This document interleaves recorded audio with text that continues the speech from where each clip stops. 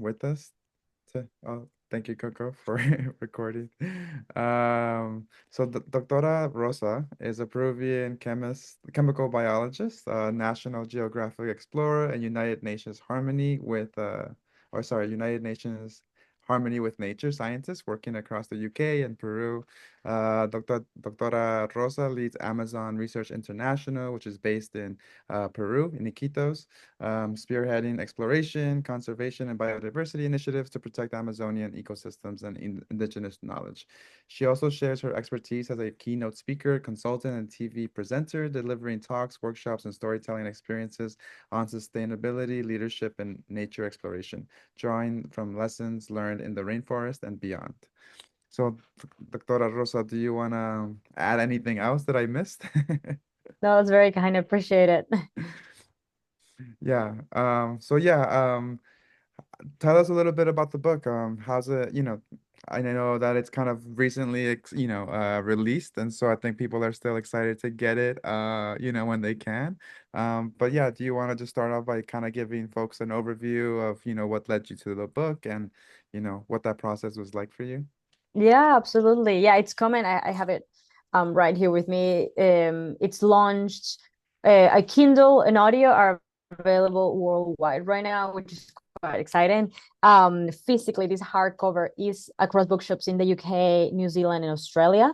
And I know it's available online to be able to be purchased through some online websites across Europe, India, some places in Saudi Arabia, and in the US, the physical cover, like the physical hard cover, it's coming out actually in about a week. So at the end of this month, it'll be available across a lot of bookshops, Barnes and Nobles, Target, and a few others, which is really exciting. And so really what prompted the book, the name that we ended up kind of landing was the spirit of the rainforest, how indigenous wisdom and scientific curiosity reconnects us to the natural world. Because I think it quite reflects the way that I have been leading work in the Amazon, the way that I've also been raised, and my own perspective in general. So it is not a memoir, it is like an adventure narrative of really a decade worth of expeditions where across the 12 chapters I basically describe things about the Amazon rainforest that most people have never heard about, with a science aspect to it, but also an indigenous wisdom. So um, just to put it into context, my upbringing and my ancestors do come from different indigenous groups. So I have part Andean descent as well as Amazonian descent. I was born and raised in the city. My family were able to provide us already with, a great education. But before that, the previous generation, right before mine, they really didn't have access to anything except nature. And so I have had a very indigenous upbringing growing up in Peru, and I gained interest in science early on, for multiple reasons. A strong one being that my grandmother has an extensive knowledge of medicinal plants.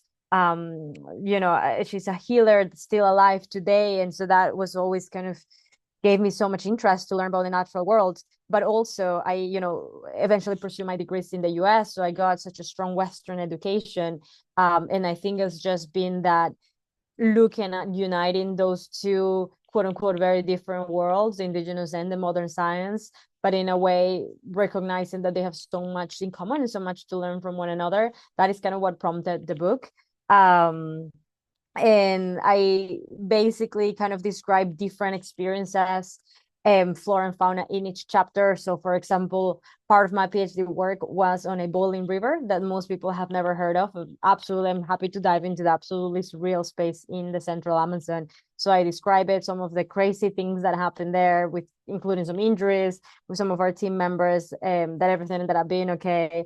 Some of the microbes that we discover there that most people have never heard of. Then some others I'm focusing more on like water animal based, like from the pink dolphins, and what kind of the cultural perspective from the indigenous people of our ancestors is, but also the kind of science that is already out there, and how can we use kind of these two knowledge systems to help us protect it. And I think the way I would describe, and why I'm also excited for today's call, is the entire book. I very much bring forward the indigenous perspective of nature is alive, because that is really, I think, the concept of rights of nature. Now we have a name for it. There's, legal frameworks being developed, but ultimately it's really an extension and a legal representation of indigenous perspectives worldwide.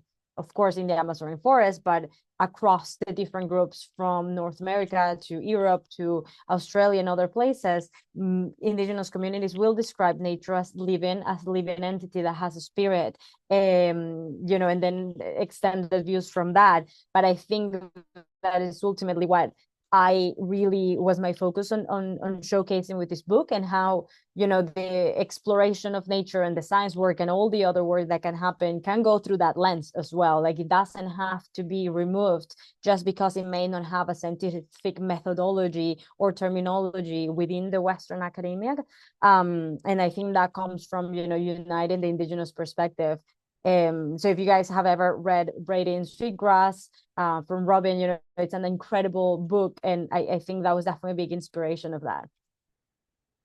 Wow, yeah, thank you so much. And I'm glad that you brought up Braiding Sweetgrass, because Mm. I haven't gotten a chance to get your book yet, but I'm very excited to get it. And then I've thought about Braiding Sweetgrass, right? This kind of continuation of blending science with traditional wisdom. And I think one element that's probably really clear in your book, and if you want to expand on it, is like the rights of nature. If you want to Mhm. kind of include, I think you already touched upon it in terms of nature being as a living being, and how this is the movement is an extension of traditional wisdom. But how did you get into the rights of nature, and how did this kind of merge into the book, or along the path? So I have entered rights of nature really through one specific species or animal, which is the stingless bee. And we have a few photos in the book as well. I'll see if I can find it now. But have you guys ever heard of the stingless bee? I don't know if the group here may have or may not have. Um, Here's a photo. Hopefully it shows okay. It's a photo that we took for National Geographic a while back, and that's kind of inspired on Angelina Jolie's photo with a lot of hundreds of honeybees on her. But here I'm posing with stingless bees, because we wanted to kind of really draw attention to the fact that most people, even within Peru itself, have never heard of the original pollinator of the Amazon rainforest, which is the stingless bee. It is the oldest bee on our planet. And we started to work with the stingless bee through multiple lenses, through the medicinal honey. We're doing expanding in multiple areas, like mapping where the bees are, how climate change are impacting them. So very scientific lens, and integrating that indigenous perspective, which I do describe it a little bit in the book, but more kind of like what that looks like of looking for the bees at night, which is the indigenous tradition. But really, that was my gateway into rights of nature, because by seeing all the science that we were doing to fill gaps in knowledge for stingless bee, I came to learn rather quickly, this was many years ago already when I was still doing my PhD, that the stingless bee was not just of interest because of the incredible medicinal honey it makes, or because it's the most efficient pollinator of the native flora of the Amazon, but because it's such a key component of cultural stories, to the point that we have learned through our work that, and I describe a few of these bits and pieces throughout the book, that some indigenous cultures describe their origin of their societies based on the stingless bee behavior. So it's so strongly associated to even social structures, then to also to economy, to even family structures.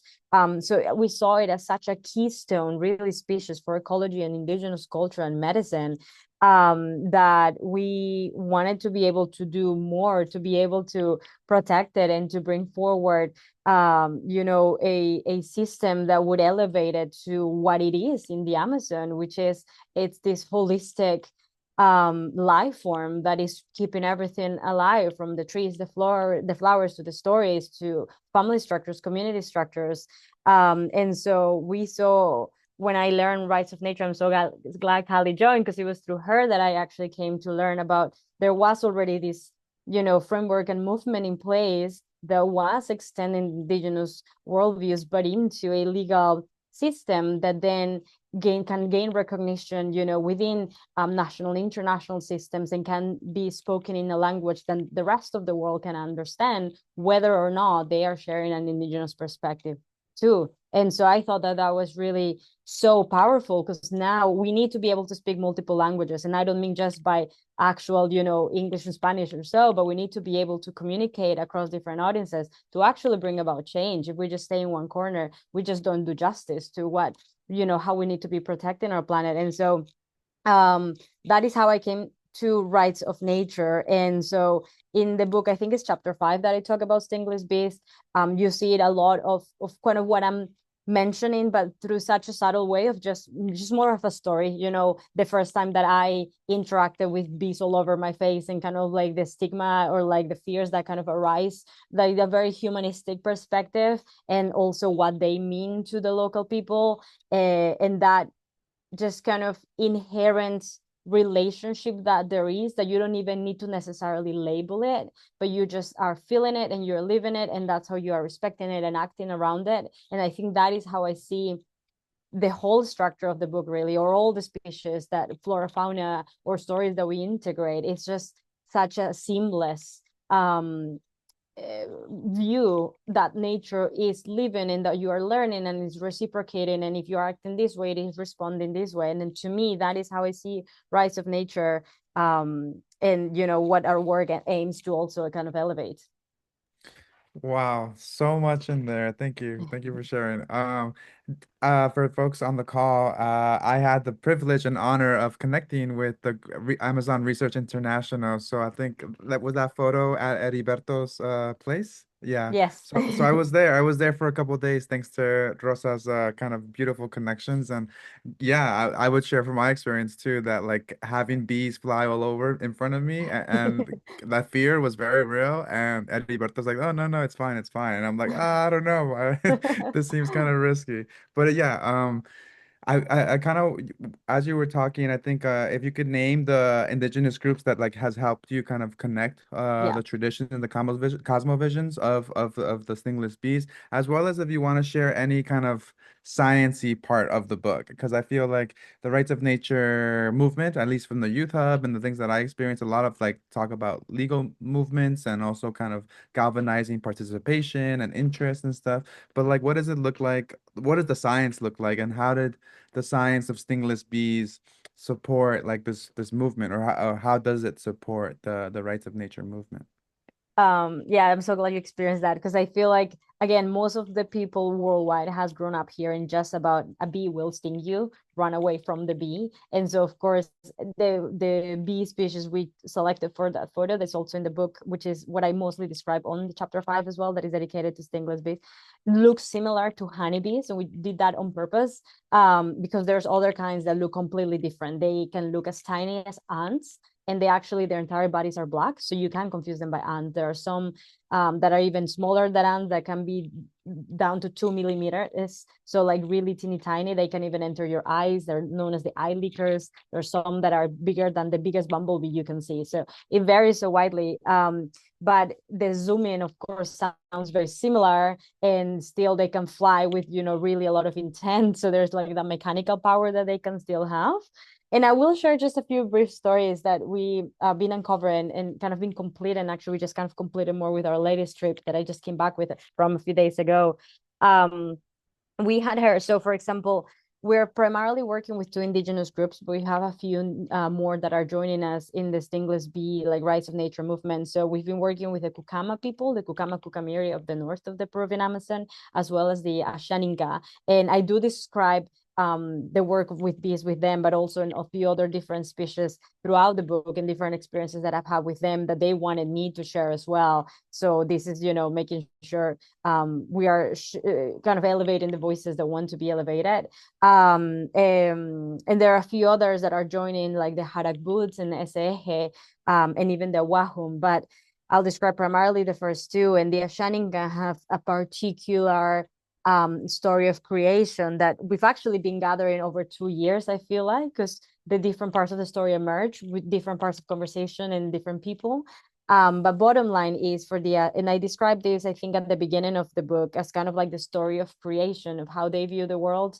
That at the beginning everything was dark and the world was just inhabited by human spirits, and you had bad ones and good ones, and each had a personality. So some were mischievous, some were generous, some stole, some did different things, and within that realm, eventually the god of creation, which is actually referred to as a mountain in the Ashaninka worldview, it's called the Avireri, and it rose to give day and light, to create the moon and the sun, as well as to turn all those human spirits into the things that we see now, into rivers, into rocks, into, so the human spirit that was aggressive was turned into a wasp.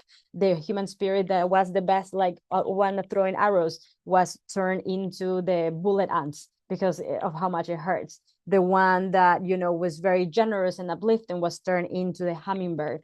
The one that stole was turned into the stealing monkey. The one that was a big woman with a big body was turned into the tapir. The one that was, you know, the husband of the tapir women's early spirit was turned into a small little bird that sings where the tapir tends to be at.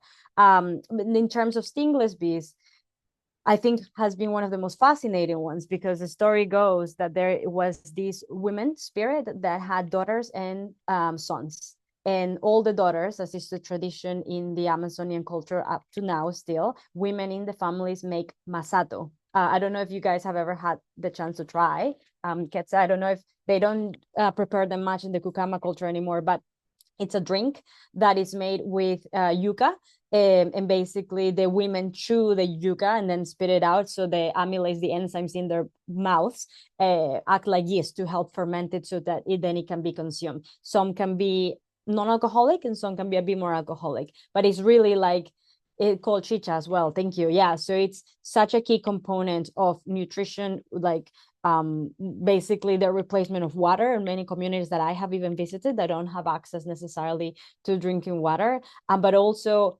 the most central component of social interactions, I would say, because within, at least within the Ashaninka, masato is drank from the beginning of the day until the end. That is what you're drinking, what you're socializing over. It's even a way to kind of show trust between communities. So if you have leaders that are jumping between communities, the first thing is, I give you masato, I drink it so you know it's not contaminated or not poisoned, and I give it to you and you drink it as a way of you accepting me, welcoming you into my home. So it's such a key component, okay? And I'm making that point for a reason.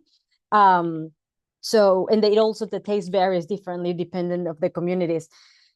So in the story of the Ashaninka, these women had daughters and they all made masato in different sizes. So the tiniest daughter made a little bowl of masato, the medium-sized daughter made a larger masato, and the tallest daughter made the largest bowl of masato. And those daughters that made the masato were turned into the different stingless bees that make medicinal honey nowadays. So the tiniest daughter was turned into the stingless bee that we know as Angelita, which is tiny, it's gorgeous, it's very passive, it's very like nurturing in its behavior, and it makes really rich medicinal honey. The other one was turned into what we know as the Neronto and Meliponia burnea, that also makes really delicious honey. And then the larger one was turned into Melipona grandis, that is physically larger in size, so it makes slightly more honey. And so they are comparing that masato bowl, which is also a dry fruit that they use, as the pot where the stingless bee honey is deposited within the hives, and they're comparing the masato to the stingless bee honey. So they connect that the origin of masato drink is because of the stingless bee. And by gathering that full story, I think it kind of contextualizes stingless bees even deeper culturally than we had already known before, because now the many thank masato to the stingless bee. And what I find that just so insane. And another part of that story is that the sons of that women were also turned into stingless bees, but the sons apparently tend to, in the story goes that they had very mischievous personalities. So one liked to climb trees all the time, and the other one liked to make holes on the ground. So they were turned into toxic bees that nest outside of trees, because most of them nest within trees, or into bees that nest within grounds. And then some of the cosmovisions in Ashaninka world is that if you happen to see those bees, it's a bad bad omen. So if you stare at it too long, somebody will die in your family. If you have a newborn, you want to make sure that you're not close to that bee. So it's just fascinating kind of storylines that come from that. So one, on the science aspect, even documenting these stories within scientific frameworks that enable for the local people to have a voice within academia and within scholarship, I think is key. Because when we think about policy, a lot of policy or laws end up being created or using references from things that are published out there. And so for me at least, to think that we want to elevate indigenous voices, and of course there's a bit more representation now in platforms and all of that sounds great, although more work needs to be done. But how are we actually going from just making it look like a superficial change to actually leading to transformational? And I think by having more indigenous scholars into indigenous articles then gives them the voice to actually lead their thoughts and perspectives to be eventually be used for references into policy. So that part of all the science that we work on, besides documenting these stories through like traditional ecological knowledge perspectives, it's also integrating in training the indigenous people that want to be part of science. We have now our second article published by an indigenous person as first author, which is really exciting. And we have a few new students now that are going to be doing their thesis with us, including some of the first female Ashaninka. We have some of the first female Kukama as well, which is really exciting. Hopefully they'll be published next. But of course, now we need to also go into more like, quantitative methods. And so we have different kind of works. The one that I described some in the chapter 5 through that adventure lens is our work on bee mapping. So one of the big gaps we had learned was that people didn't even know where these stingless are. We knew from testimonial data and from observational data that they're disappearing. It used to take you 30 minutes going into the jungle to find them. Now it takes more than 5 to 6 hours, or you may not even find them. And I know that from experience too, because I've done that work myself. And so being able to map them and understand the threats from deforestation, the risk from climate change, was something that early on we learned actually through many conversations with the IUCN Red List wild bee specialist, that information would be key. So we could actually advocate to have stingless bees for the first time included in the IUCN Red List, which of course you guys all know, the IUCN Red List is a key guide into, kind of dictating what needs to be protected, or the funding even that goes to, or even just advocating for more attention within the governments. And by not having the stingless bee there in any any stingless bees worldwide, no stingless bees included in the red list, and that really hinders a lot. And so that is kind of how the bee mapping started, and we've been able really to expand. We just got our first article out there, just published formally, and as a small pilot, just to show that we can do this and what it takes. And now we're looking, we've been working to expand that across a few different regions so we can incorporate like climate change perspective. But what physically that means is you go into the field and you collect the data. You need to go find the bees, map where they are with GPS, what the tree structure is in which they are, being able to identify them, take a few measurements as well, to understand the climate conditions. And the different cultures find them in different ways. Some look for them at night because most of the stingless bees nest within hollow trees. And so at night, they are all going back to their hives after working. And because they're all inside, it sounds, their buzzing is stronger. So when you are navigating the Amazon at night, it is much easier to find them by sound. And I've done that, and it's a real experience.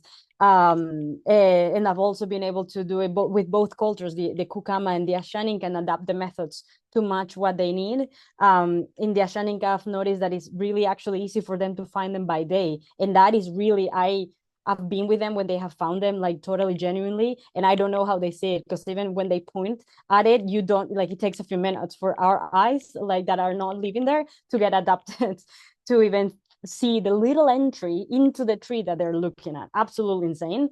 And so I think that is also another reason why the indigenous identification cannot be discarded. So I think in other scenarios, perhaps people wouldn't be considering them as real contributors to the work besides just giving them access. But I think in this case, by training them to use the technological devices that we are using and gaining that, it gives them a sense of autonomy and leadership that then really encourages them to then propose their own questions. We're having now those discussions, which is really exciting. What do they want to do more as more independent science work and their perspectives? And for me, at least, hopefully, that is kind of how we achieve that generational transformation of how work. Then when we think about the Amazon, now we're not only going to be thinking about foreigners coming and doing excellent work, but don't necessarily having that long-term impact in the country. But now we can think about locals leading the work, yes, in partnership, yes, in collaboration with international groups, but then also having that freedom and autonomy and skills to be able to lead that work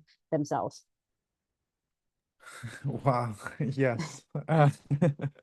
Oh man, I had so many thoughts. Sorry, I think I expanded too much. No, no, it's just right. I don't see any questions in the chat, but feel free to drop some for those on the call. I guess Um, I'll something, I like I said, in each chapter I kind of describe different things. One that I was kind of one of my personal favorites are the last ones, where I describe a particular experience I had with ayahuasca as a way to get closer to what some of the teachers were showing me, and it kind of led me to view and see and understand jaguars, which I am not actively studying, but we're actually starting a small new project by serendipity. So being able to kind of connect in different ways and kind of how that from that perspective can also in our case lead us to inspiration to look for new scientific work or being able to support or contribute to new scientific work that could eventually then also provide data to protect the flora and the animals. I think that's kind of like the whole perspective. It's how can science be not just of like, oh, this is cool for the sake of science or for the sake of exploration, but also for generating that data that could actually give us that clue that we were needing to say, hey, reforest more of these plants, or this specific area needs protection for this X amount of animals. So I think, anyways, I just kind of described different things, and even the last chapter on kind of bioluminescent life and biofluorescent life that most people never really think of beyond the ocean, the deep ocean, but that we also have surreal things of in the Amazon. yeah, thank you. And I was reflecting, yeah, as you were sharing earlier about just how amazing it is to be in that space between merging science, cosmovision, and policy, right? I think you live in you're someone that lives in this world, or like live this life, and like, but from my perspective, like decolonial work, cosmovision, and relationality with indigenous people, rights of nature, like scholarship, and also your own life, like it's a lot, right? You're pulling in so many parts of what this movement for protection of all living beings, protection of indigenous communities. And I think that like I'm just curious how that informs like the essence of the spirit of the rainforest. Like how does like how do all these identities and how do all these things that you walk with and have walked with like inform like the what you want this book to do like out in the world? I think nowadays, in one way or another, we all are a result of many identities. I think by virtue of how the world has expanded and globalized, I think, and I think at least I definitely see within my circles of people wanting to be a bit more connected to, their ancestry as well. I was born and raised in Peru, have all my family is still in Peru, but then also was formed in my young adult years in the United States. And then I am between Europe and Peru now. My husband is British. And so I think almost everyone I get to talk to, they are a result of combinations of cultures in a way, and perspectives. Even in the deep part of the jungle, you will still find one spot that has internet, and people will be familiarized with TikTok and listening to Shakira and knowing what Pokemon means or what Mickey Mouse, and wanting to look or be or do as what they see online, for better or for worse. But having at least that, ability to share across different generations and cultures, I find a bit surreal, and something that perhaps we don't necessarily acknowledge all the time, because I think sometimes there is that idea that, oh, things should stay the same for things to be authentic. And the reality is that the world is constantly changing, and we need to be honoring that and being able to adjust the work that we want to do, or that we seem, that needs to be done in a way that is respectful of that. And I say that because I think I've gotten questions in the past as to like, oh, but why are you interfering with indigenous people? Shouldn't they just be left to live and do things in the way that they want to? And that is a very valid question. And I think it just depends on people's choices. I think we have found many indigenous groups that do want to learn science and do want to bring in technology and do want to have their voices up front, but may not have the ways to do that. And they don't do it not because they don't want to, because they don't have the choice. Some others may not want to, and that is, I think, is just giving the choice to people. And so I think I have always had a bit of different components in the way I see the world, and instead of kind of seeing them as conflictive, because I think doing a PhD in a hardcore scientific topic can seem so detracted or so away from the indigenous upbringing or knowledge from my grandmother, for example. But I think I'm just happy to see the points where they do connect, and respect the ones where they don't, and just kind of trying to understand, well, what can it inform to one side or the other to do progress collectively. And so I think that is kind of what the whole book is about, what our whole work is about. What I try to promote is not highlighting the differences or not ignoring them either, but just taking on the things that are similar, and finding ways to merge with harmony the ways to progress.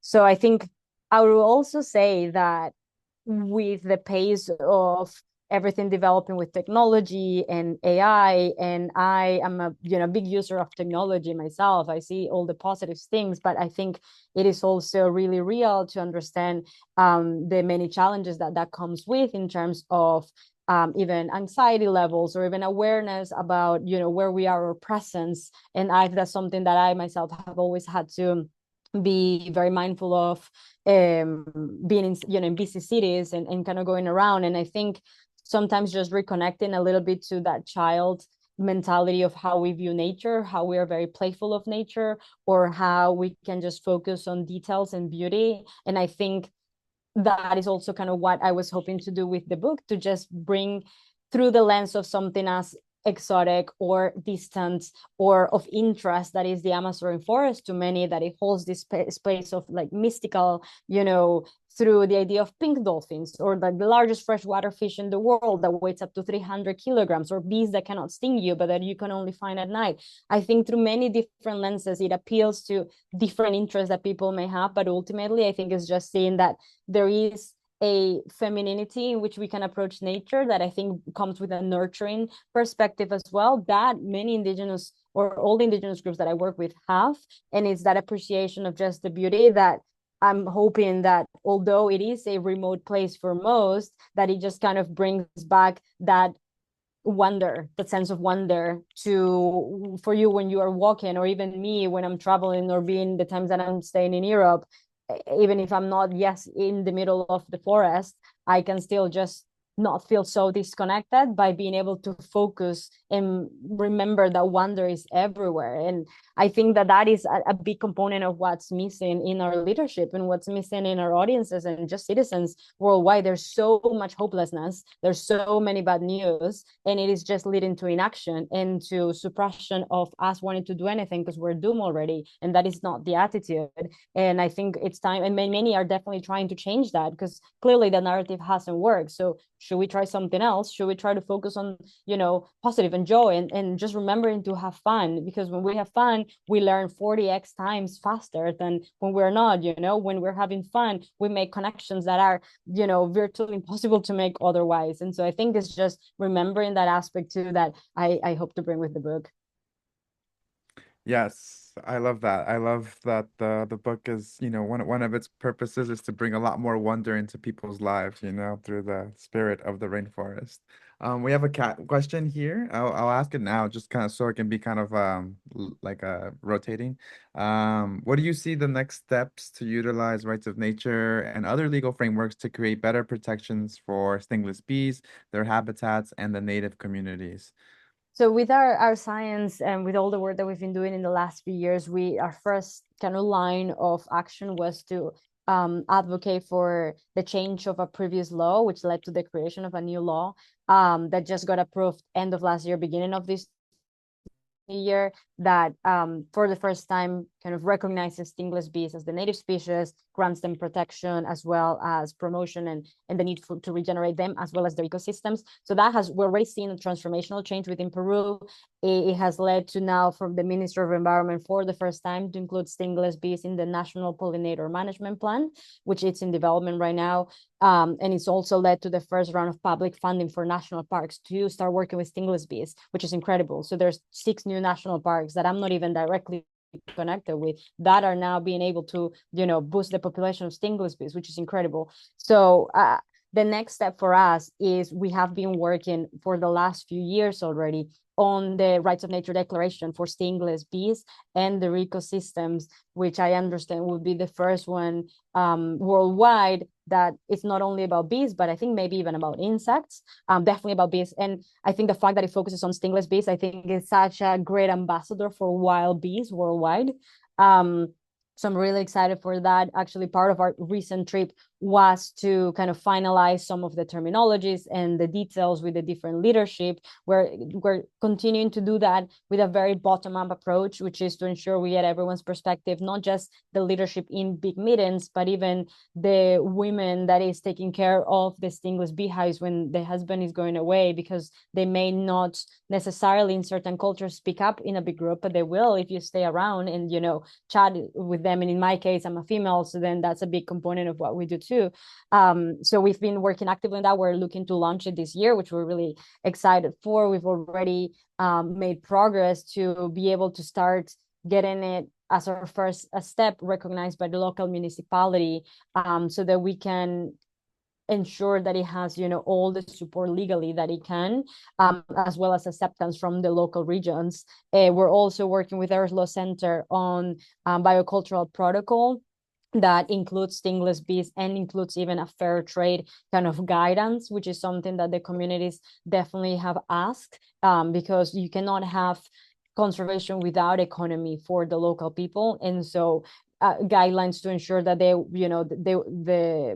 their hard work won't be exploited, that it will be well compensated. And we're looking for ways to get that to leave a record within the Ministry of Environment as well as the local municipality, which, at least from the conversations we're already having with the different leadership, would be a really strong step to ensure the protection of the bees themselves. Because when I say economy, for them to be able to continuously care for boosting the different species, the quantities, as well as being able to protect the bees themselves, they also need to make sure that they can dedicate the time. And so, for example, ethical commercialization of the honey or the other products in a way that is not exploitative of the bees, but that is actually regenerative even of the rainforest, because we've also learned that by keeping stingless bees, at least 20,000 square meters of rainforest is being protected, which is quite wonderful.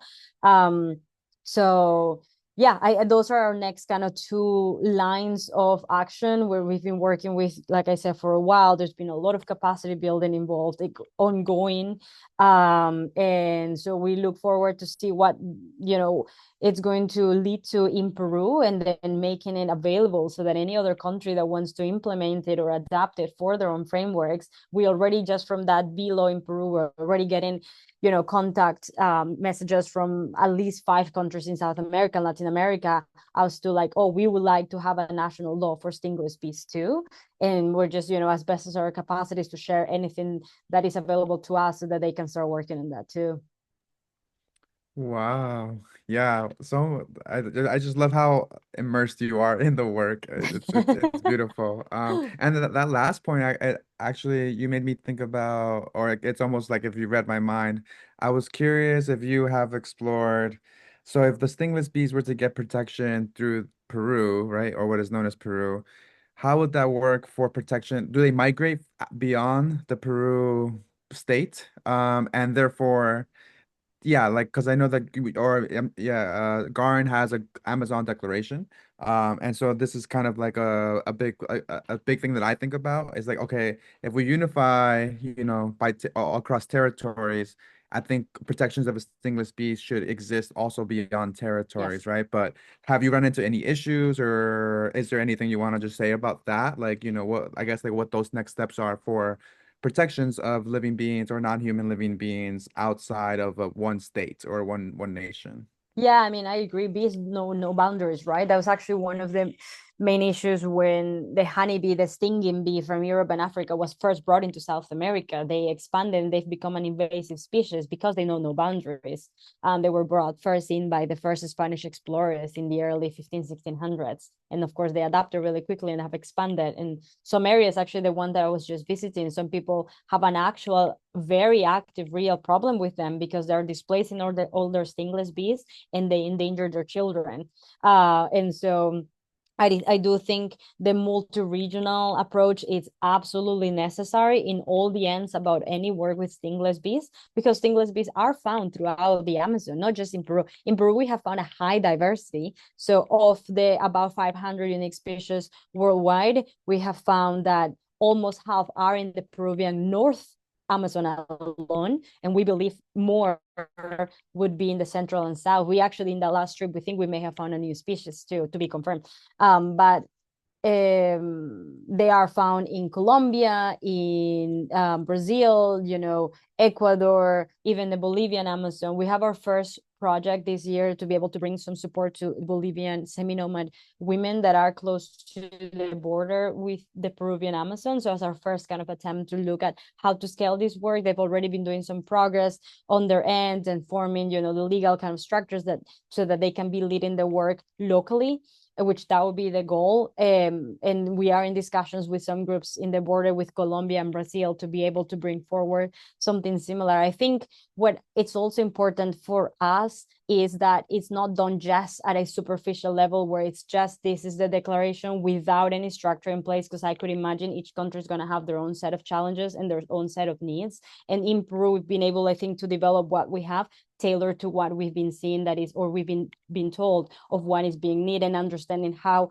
it can be implemented in a way that actually has long-term and acceptance. And so I think that would be really important, that there's a lot of capacity building together tied with that. So at least our approach is, by virtue of already connecting with these other countries, looking for ways to look for the funding that would allow us to expand in the same approach in which we have, which is strengthening the local leadership, ensuring that all the perspectives are integrated, that the capacity building goes hand to hand by knowing how to keep the bees safely, knowing what gaps need to be completed in science, but then also what the rights of nature declaration will look like, what does it need to be, what will be the best actors within the government to adopt it, because a law, it may be great in some countries, it may not necessarily be the best approach in others. So I think just understanding that and being realistic, but I think having something regional like an Amazonian, stingless bee declaration would be absolutely brilliant, and would be, I think, a really beautiful goal to eventually get to.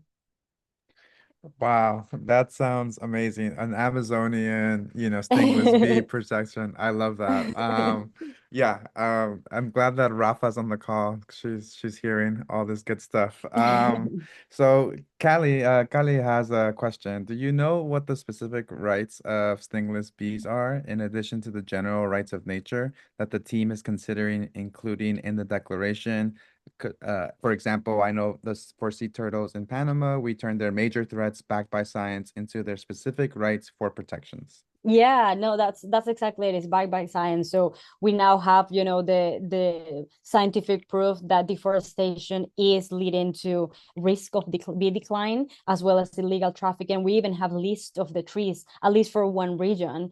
And that's been part of like the major conversations we've been having with the Ministry of Environment and the National Protected Services areas, as to basically having programs in place that would, one, put more monitoring on deforestation on those species that tend to be a host tree for the bees, but then two, also having some sort of program in place that would be able to rescue bees in case of a natural disaster. So, for example, something simple as firefighters being able to know how to identify stingless bees in cases when, you know, trees kind of come down, being able to rescue them to not lose them. Then also the pesticide control is definitely a major one, because we have seen that having an impact. Another big one is finding ways to control the competition from Apis mellifera. And we got actually a great advance in discussion with the Minister of Environment representative that came with us to the trip,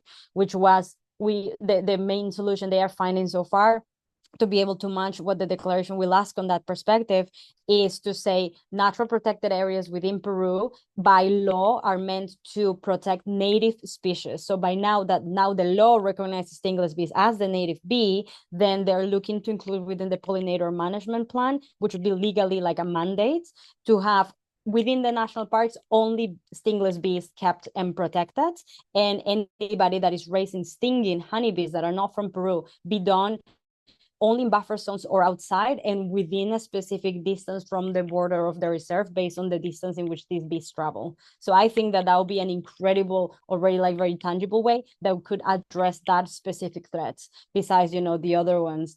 Climate change as well, the overexploitation, I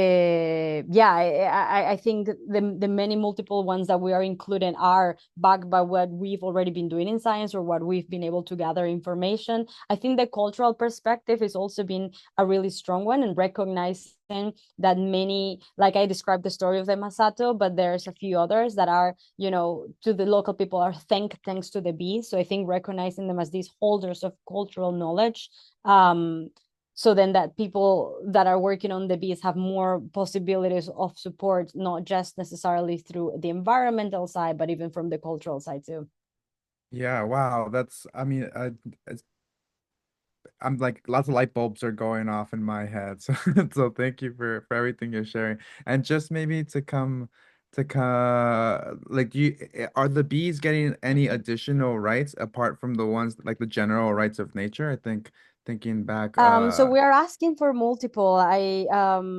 You know, like, is the right for them to have an access to a healthy rainforest, to have access to flowers and the trees that they need, because it's not just for nesting, but also they access the medicinal tree resins as well, which is absolutely key for the bees to keep up their health, and the way that they make their honey, to be free of pesticides, to have access, you know, to to not have the anthropogenic threats that we are seeing, from deforestation, even the competitions. So yeah, we are attempting at aiming for the multiple rights of the stingless bees to be recognized, as well as the inherent knowledge from people that is associated to stingless bees. wow. Yeah, these stingless bees are supported by you, and so it's gonna happen, you know? It's gonna happen. Oh wow. Rafa has a question. Is it right that the stingless bee pollinates the Amazonian species of vanilla? Vanilla is a huge focus of the growing bioeconomy of the Amazon, particularly in Ecuador. So stingless, we have one study, from one of our local partners that they looked specifically at the efficiency of stingless bees on camu camu, which is a key fruit and medicine for the Amazon, especially lowlands, so floodplain areas. It contributed to improve the crop yield up to 44%, which is an insane number. In Peru, there has been no other direct study on other crops. We're actually starting a new partnership with a university in England to look at the impact on coffee plantations in high altitude Amazon, which we think would be of quite high relevance because of how much importance coffee has, but hopefully eventually could be expanded into other crops. From testimonial data, we have heard from multiple people across different ecosystems and altitudes of the Amazon that perhaps before they didn't have any limes or achote or different key fruits and vegetables that they consume and use, but after keeping stingless bees within 6 months or so, they are now having, for the first time in years, these crops come up alive. So that needs to be quantified, though. At some point we wish to be able to do that, because I think then connecting it to that agricultural side, it becomes really strong, right? In terms of vanilla, I don't know within Peru, but I can definitely look it up. I wouldn't be surprised that they are, or if they are already pollinating in Ecuador, that they're going to be pollinating in the rest of the Amazon. What is beautiful about the stingless bees is because they vary. So something we have definitely seen, so I can speak to that, is we have, there are so many different sizes and varieties that they can enter the different kind of flowers. So even the smallest flowers will be pollinating, almost exclusively by different kind of stingless bees. And that's something really important. And I think the fact that they are also the original bees of the Amazon, that they are more genetically predisposed to be more efficient pollinators. And I think the little bit of data that we're starting to collect does back that up. And we've seen that kind of match in other regions that have done studies on stingless bees and the impact. Wow, these stingless bees just are able to do it all, right? Or it sounds like they do so much, you know.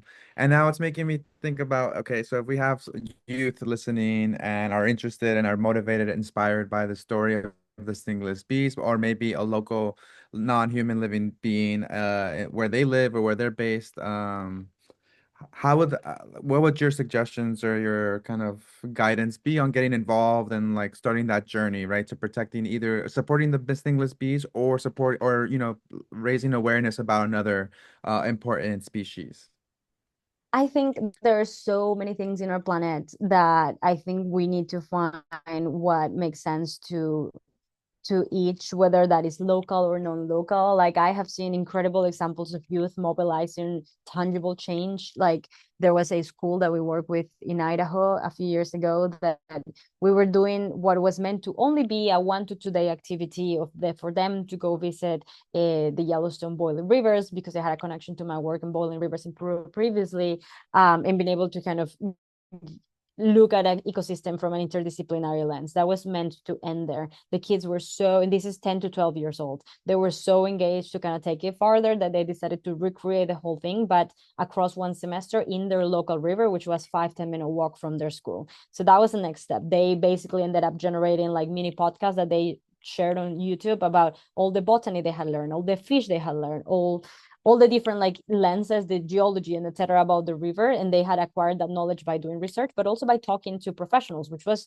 really cool for see young kids just cold calling different professionals so that they can gather more information that in their minds could help them understand better why the river needed protection.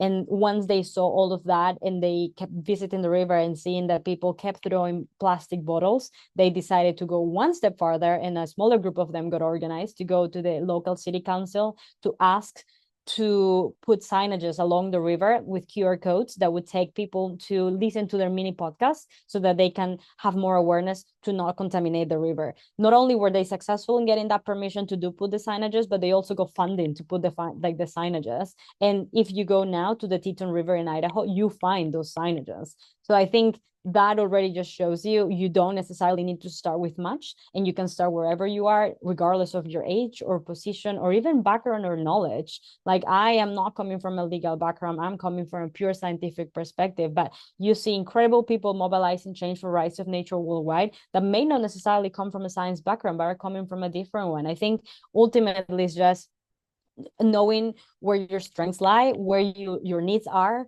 and then being able to bring together people that can complement that, and identifying, I think there's nothing better than talking with the locals about what a place locally needs. And so whether that is in your own space or somewhere else, there's so many groups out there. So joining forces or even just learning more about it and being able to share it. I think we forget sometimes of the power that our own voice has, because sometimes we may not feel it's amplified enough, but by virtue of literally sharing conversations within your circles, you don't know who is going to be remembering, and then they're going to share to other people. And if there is a rule that says the seventh factor, which is that everybody in the world is connected by, in relationships of seven. So basically I must be connected still to, I don't know, Shakira, because of between I know somebody and then this knows somebody, and basically anybody in the world is connected to everybody else by 7 connections. So I think that's always something that I like to remember about thinking, of change by virtue of just our word as well. I love that. Seven connection. I mean, the number seven's great. I mean, seven generations forward, seven generations back, and then also seven generations of connections. Oh man. Wow, that hour has definitely flown by. So we're coming to a close. Before I kind of give you like the final closing remarks for what you have going on this year, what are you looking forward to, and what inspires you today?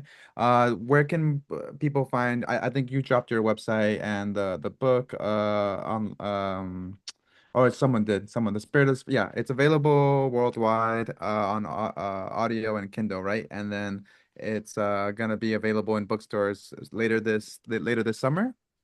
Later this month, yeah, in the US. So later in July, I know for a fact Barnes and Nobles in Target, but hopefully a few others. And we are looking for the Spanish translations, but that will be for 2026.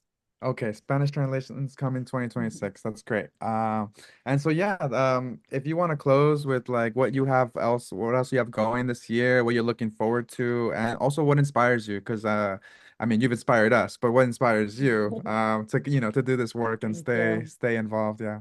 I think seeing more indigenous people getting involved with science, we've already got, incredible examples of Professor Shaninka scientist, Richard, a few other young Kukama women, Ornella and Abby, recently just connected with, five indigenous Shaninka youth coming, three boys, two girls to do their thesis with us. So I think seeing so much want to join science from the local areas, I find really, really inspiring myself because they are coming with fresh ideas and perspectives and just kind of seeing, I guess, the opportunity that now these current generations can have when the right things align for them. If somebody just kind of is listening, paying attention, which is all I'm trying to do really, and being able to mobilize in any way any effort or support that we can find elsewhere to make sure that that can happen. I think that is what gives me hope and what excites me the most. So seeing kind of what next is going to be coming in collaboration with them, on stingless bees and even going beyond. I think being able to take a similar framework and being able to apply it to other species that are in danger, that they also are keen to highlight and protect, like tapir and a few others. I think, yeah, all of that is what gives me hope, just seeing that on the ground there are people willing and acting to do something positive, even if it may feel silent at first, and that at least those areas in our forest will stay standing, for the next generations after me. That's what gives me relief and hope. Yeah, and do you have any upcoming events, speaking events and stuff throughout for the rest of the year? I have a few across the UK. I don't know where everybody is. I may be coming to the US, but it probably will be very short. So I'll see if I can try to organize something that is public. But yeah, no, I'm just looking forward to connect with people virtually as well. Wow. Yeah. Well, we hope to see you soon. Thank you for supporting like the Youth Hub and for looking forward to reading your book. And yeah, thanks to everyone for joining us today. And yeah, I think we're good for today. So thank you, Rosa. Much appreciation and much gratitude. Oh, thank you so much, everyone. I really appreciated this conversation. And Ketsa, you were incredible, moderating the amazing question. Thank you, Rafi. Thank you, Kali. Thank you, everyone. It's been really, really lovely. We love you. Thank you so much, you guys. Me too. Bye, Thank everyone. you. Thank you, Keta.